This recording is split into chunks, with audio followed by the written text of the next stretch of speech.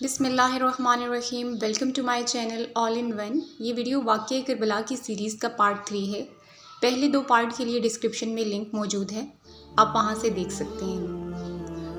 حضرت علی شام کی حکومت کو گرانے جا رہے تھے کہ طلحہ اور زبیر مکہ سے مدینہ چلے گئے اور وہاں پر حضرت عائشہ سے مل کر کہا کہ آپ ہمارے ساتھ بصرہ چلیں، اور وہاں پر معاویہ کی لشکر سے مل کر ہم حضرت علی پر پریشر ڈالیں گے کہ حضرت عثمان کے قاتلوں کا بدلہ لیں۔ یہ لوگ وہاں سے روانہ ہوئے اور ہوب نام کی ایک جگہ پر قیام کیا تو اچانک سے وہاں پر کتوں نے بھونکنا شروع کر دیا۔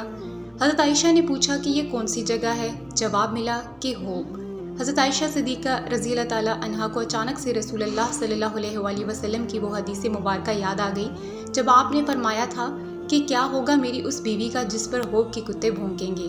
حضرت عائشہ رضی اللہ تعالیٰ عنہا نے فوراً سے کہا کہ یہاں سے چلو، مگر طلحہ اور زبیر نے آپ سے گزارش کی کہ ہم تو امیر معاویہ اور حضرت علی کے درمیان صلح کروانے کی غرض سے جا رہے ہیں کہ ان دونوں کے درمیان جنگ نہ ہو، لیکن اگر ہمارے واپس جانے سے یہ جنگ ہو جاتی ہے تو کیا آپ تب بھی خاموش رہیں گی؟ اب معاملات ختم ہو رہے تھے اور آہستہ آہستہ معاملات صلح کی طرف جا رہے تھے، لیکن مروان نے یہ شرارت کی اور رات کے اندھیرے کے اندر دونوں مسلمانوں کے لشکر کو ایک دوسرے سے لڑوا دیا تاکہ دونوں کو لگے کہ سامنے والے نے پہلے حملہ کیا، اور اسی لڑائی کے اندر رات کے اندھیرے میں تقریباً 10,000 لوگ ایک دوسرے کو قتل کرتے ہوئے مارے گئے، لیکن حضرت علی نے جنگ جیت لی اور حضرت عائشہ کو عزت سے مدینہ روانہ کر دیا اور مسلمانوں کو مال غنیمت لوٹنے سے بھی منع کیا۔ حضرت عائشہ رضی اللہ تعالیٰ عنہا ہمیشہ اپنی اس غلطی پر روتی رہتی تھی کہ مجھ سے بہت بڑی بدعت ہوئی ہے اور اس لیے مجھے حجر عائشہ کے اندر دفن نہ کیا جائے، مجھے حجر عائشہ کے اندر دفن ہونے کا کوئی حق نہیں، بلکہ جنت البقیع کے اندر مجھے اپنی سوتنوں کے ساتھ دفن کیا جائے، جہاں پر آج بھی ان کی قبر ہے۔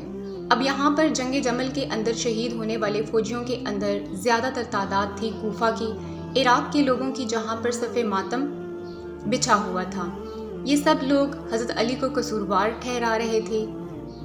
مگر حضرت علی نے فوج کو خاموش رہنے کا حکم دیا کہ پلٹ کر کوئی جواب مت دینا کیونکہ ان کے دل دکھے ہوئے ہیں۔ اس کے بعد حضرت علی کی فوج عراق اور شام کے درمیان ایک جگہ پر پہنچی جہاں پر امیر معاویہ کی شام کی فوج سے جنگ ہونا تھی، جس کو کہتے ہیں صفین۔ حضرت علی تقریباً یہ لڑائی جیت چکے تھے، مگر عمر بن عاص نے معاویہ کو یہ مشورہ دیا کہ ایسا کرو کہ قرآن سر پر اٹھا کر لوگوں کے درمیان یہ اعلان کرو کہ یہ قرآن ہی ہمارے درمیان فیصلہ کرے گا، اگر بات نہ بھی بنی تو کم از کم علی کی فوج کے اندر پھوٹ تو پڑ جائے گی اور ہم دوبارہ اپنی فوج کو اکٹھا کر لیں گے۔ اور ایسا ہی کیا گیا، حضرت علی کی فوج کے لوگ تقسیم ہو گئے، جس کے بعد حضرت علی مدینہ واپس آ گئے اور ایک بار پھر سے شام کی فوج پر حملہ کرنے کے لیے تیاریاں شروع کر دی۔ اسی دوران یہاں پر ایک نئے فتنے کا آغاز ہوا اور تقریباً 4,000 لوگوں نے یہ طویل نکالی کہ حکومت تو صرف اللہ کی ہے، کوئی انسان بھلا حکمران کیسے ہو سکتا ہے، اور یہ سوچ کر انہوں نے کہا کہ معاویہ اور علی دونوں مرتد اور کافر ہیں، ان دونوں کا قتل کر دیا جائے۔ وہ حضرت علی کو ان سے بھی جنگ کرنا پڑی، جسے کہتے ہیں جنگ نہروان۔ اب مسلمانوں کی حکومت 2 حصوں کے اندر تقسیم تھی، ایک طرف حضرت علی رضی اللہ تعالیٰ عنہ کی، جن کے پاس عرب سرزمین کی خلافت تھی، اور دوسری طرف عمر بن عاص اور امیر معاویہ کی، شام کی اور عراق کی حکومت۔ اور ظاہر ہے کہ یہاں پر حضرت علی حق پر تھے، کیونکہ جب اعجاز مقدس یعنی مکہ اور مدینہ کے لوگوں نے حضرت علی رضی اللہ تعالیٰ عنہ کو خلیفہ چنا تو ہر کسی پر ان کی اطاعت واجب کر دی گئی، چاہے وہ کتنے ہی بڑے درجے کا سردار یا صحابی کیوں نہ ہو۔ حضرت علی رضی اللہ تعالیٰ عنہ متفقہ طور پر مسلمانوں کے خلیفہ چنے گئے تھے، مگر امیر معاویہ نے حکومت وقت کا حکم نہ مان کر بغاوت کی تھی، جو کہ قرآن اور حدیث کا انکار تھا۔ رسول اللہ صلی اللہ علیہ وآلہ وسلم نے اپنے صحابہ کو ایک بار فرمایا تھا کہ تم میں ایک شخص ایسا بھی ہے جس کو میرے دین کی تعویل کی خاطر یعنی قرآن کی تعلیمات ان کو سمجھانے کے لیے مسلمانوں کے خلاف تلوار اٹھانا پڑے گی، اور وہ حضرت علی تھے، جن کی طرف آپ صلی اللہ علیہ وآلہ وسلم نے اشارہ کر کر فرمایا تھا کہ وہ یہ شخص ہوگا جو کہ سامنے بیٹھا ہوا میری جوتیاں گانٹھ رہا ہے۔ صحابہ کرام دوڑتے ہوئے حضرت علی کی طرف بڑھے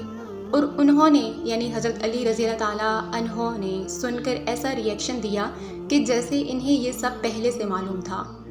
وہ اس بات کو جانتے ہیں، اور اس کے بعد حدیث عمار جب حضرت عمار مسجد نبی کی تعمیر کے اندر بڑھ چڑھ کر کام کر رہے تھے، 2 پتھر اٹھا کر اپنے کندھوں پر جوش و جذبے سے اس کی تعمیر میں لگے ہوئے تھے، تب آپ صلی اللہ علیہ وآلہ وسلم نے انہیں دیکھ کر فرمایا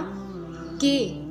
اے سمیہ کے بیٹے، کیا ہوگا جب تجھے ایک باغی جماعت قتل کرے گی؟ تم اسے اللہ کے راستے پر اور جنت کی طرف بلاؤ گے، لیکن وہ تمہیں جہنم کی طرف بلائے گی۔ اور باغی جماعت جس نے حضرت عمار کو قتل کیا وہ معاویہ کی جماعت تھی۔ اور پھر اس حدیث مبارکہ کے مطابق یہ بات ثابت ہوتی ہے کہ معاویہ کی جماعت باغی تھی، جن کے خلاف حضرت علی رضی اللہ تعالیٰ عنہ کی جنگ بالکل جائز تھی۔ دوسری بات یہ کہ معاویہ حضرت عثمان رضی اللہ تعالیٰ عنہ کے صرف ایک خاندان کے فرد تھے۔ ان کا سلسلہ نسب آپ خود دیکھ لیں کہ کتنا زیادہ فاصلہ ہے، یعنی یہ دور کے کزن ہیں جن کا وراثت کے اندر بھی کوئی حق نہیں بنتا۔ حضرت عثمان رضی اللہ تعالیٰ عنہ کی اولاد نے بھی ایسا کوئی دعویٰ نہیں کیا، حالانکہ وہ اس وقت ایسا کر سکتے تھے۔ قصاص کا بھی ایک الگ سے قانون کا نظام ہے۔ خود سے قانون کو ہاتھ میں لینا یہ کس طرح کا بدلہ لینا تھا۔ حضرت علی رضی اللہ تعالیٰ عنہ وہ ہستی ہیں جنہوں نے اسلام کو زیرو سے دیکھ کر 3 براعظموں کے اندر پھیلتے ہوئے دیکھا، اور اب بڑھاپے میں وہ یہ وقت دیکھ رہے ہیں کہ ہر جنگ کے اندر مسلمان ایک دوسرے کو قتل کر رہے ہیں، تقسیم ہو چکے ہیں، بکھر چکے ہیں، فساد اور پھوٹ پڑ چکی ہے، اسلام کا شیرازہ بکھر رہا ہے۔ اسی لیے جنگ کے اندر بھی آپ کے مخالف آنے والوں کی لاشوں پر بیٹھ کر آپ بہت رویا کرتے۔ کیا مدینہ کے پاس کنویں پر بیٹھ کر جہاں پر کوئی بھی شخص آپ کو نہ دیکھ سکے، آپ روتے رہتے ہیں اور یہ دعا کرتے کہ اے اللہ، معاویہ اور اس کے شیعہ کو تباہ کر، جس نے مسلمانوں میں فساد اور پھوٹ ڈالی اور اس خلافت کے نظام کو توڑ کر بادشاہت کے نظام کی بنیاد رکھی۔ اس کا اور میرا فیصلہ اب قیامت کے روز ہی ہوگا۔ حضرت علی رضی اللہ تعالیٰ عنہ کے دور کے اندر 5 سال تک معاویہ نے حضرت علی رضی اللہ تعالیٰ عنہ سے جنگ کی، اور 40 ہجری کے اندر رمضان المبارک کے اندر انہی باغیوں کے ہاتھوں حضرت علی رضی اللہ تعالیٰ عنہ کی شہادت ہو گئی۔ یہ تھی آج کی ویڈیو۔ انشاءاللہ اس کے اگلے پارٹ کے ساتھ اگلی ویڈیو میں حاضر ہوں گی۔ چینل کو سبسکرائب کر دیں تاکہ اس کا اگلا پارٹ آپ کو بر وقت مل سکے۔ Thanks for watching this video. دعاؤں میں یاد رکھیے۔